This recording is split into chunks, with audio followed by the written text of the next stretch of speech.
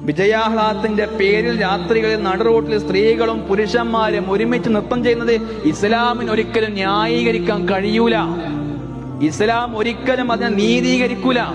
ലിബറലിസത്തിന്റെ പിടിയിലകപ്പെട്ട ആധുനിക സ്ത്രീത്വത്തോടൊപ്പം നമ്മുടെയൊക്കെ വീട്ടിലെ ഉമ്മമാരും മക്കളും പെങ്ങന്മാരും ഭാര്യമാരും പെട്ടുപോയി എന്നത് എത്രമേൽ സങ്കടകരമായ വാർത്തയാണ് എന്ന് ഗൗരവത്തിലൊന്ന് ആലോചിക്കുക. അത് വിജയത്തിന്റെ ആഘോഷേനി അല്ല, വൻ പരാജയത്തിന്റെ, മൂല്യങ്ങളുടെ, ഇസ്ലാമിക സംസ്കാരത്തിന്റെ, ആത്മീയതയുടെ തകർച്ചയുടെ, പരാജയത്തിന്റെ ആഘോഷമാണ് നമ്മുടെയൊക്കെ വീട്ടിലെ ഉമ്മാരും പെങ്ങന്മാരും കാട്ടിക്കൂട്ടി.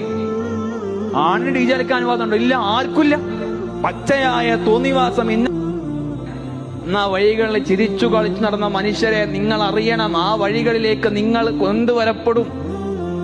നിങ്ങൾ ചലിക്കാതെ ആറുകാല കട്ടിലേക്ക് നിങ്ങൾ ആ വഴിയിലൂടെ സഞ്ചരിക്കും. നിങ്ങൾ തട്ട ചിരിച്ച് നിമിർത്തി നിന്ന വഴികളിലേക്ക് മനുഷ്യർ നിങ്ങളെ കൊണ്ടുവരും.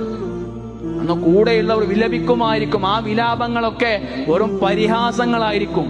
നില തുള്ളിയോൻ എന്നത് അവിടെ അങ്ങനെ മരിച്ചു കിടക്കണേ എന്ന വർത്തമാനങ്ങൾ. ഇസ്ലാം സ്ത്രീയെ മാതാവായി, മകളായി, സഹോദരിയായി, ഭാര്യയായിട്ട് ഉയർത്തി. എന്നാൽ ലിബറൽ സ്വാതന്ത്ര്യമോ അവളെ വസ്തുവായി തകർത്തു. റോൾ മോഡലാകേണ്ട സ്ത്രീകൾ റോഡ് മോഡലാകുന്ന ഒരു കാലഘട്ടം. ഇസ്ലാം സ്ത്രീയെ വളർത്തുമ്പോ സമൂഹം അവരെ താഴ്ത്തിക്കെട്ടുന്നു. നമ്മുടെ കടമ എന്ന് പറഞ്ഞാൽ അവരെ തിരിച്ചു കൊണ്ടുവരലാണ്. ഈ സംഗീതത്തിന്റെയും തോന്നിവാസങ്ങളുടെയും മുമ്പിൽ അഭിരമിക്കേണ്ടവരല്ല. വിശുദ്ധ ഖുർആന്റെ മുമ്പിൽ, ദീനിന്റെ മുമ്പിൽ മനോഹരമായ ജീവിതം സമർപ്പിക്കേണ്ടവരാണ് എന്ന് പഠിപ്പിക്കേണ്ട